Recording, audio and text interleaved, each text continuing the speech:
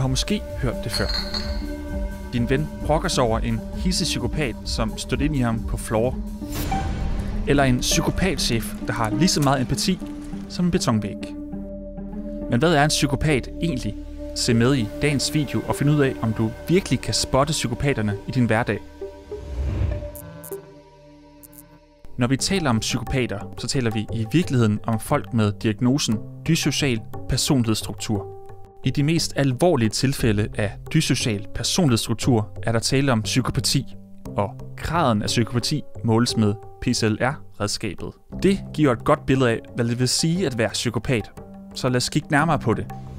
Når en psykiater bruger redskabet til at vurdere, om et menneske er psykopat, kigger hun på 20 områder med forskellige karaktertræk.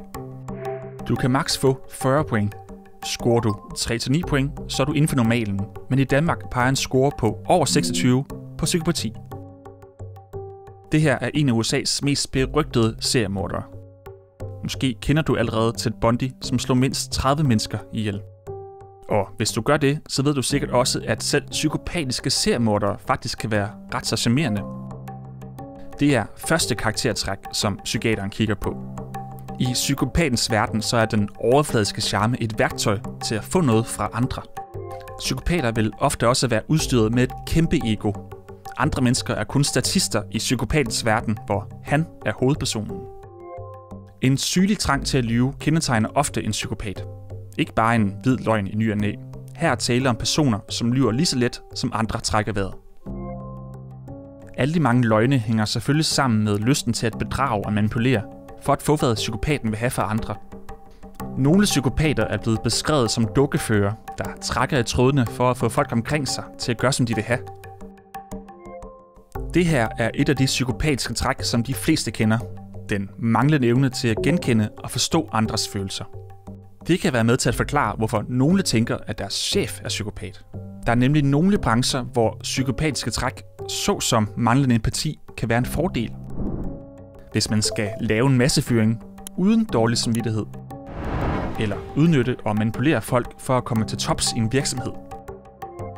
De problemer, som psykopati kan medføre, viser sig også tidligt i livet.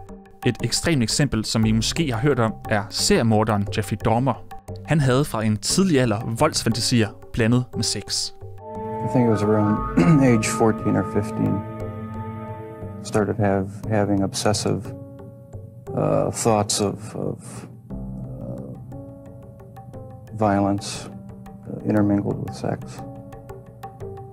And it just got worse and worse. Her skal du bare skæve til True Crime dokumentar for at finde psykopater, der tydeligvis ikke forstår, at de har gjort noget galt. I'm not asking for mercy, for I find it somewhat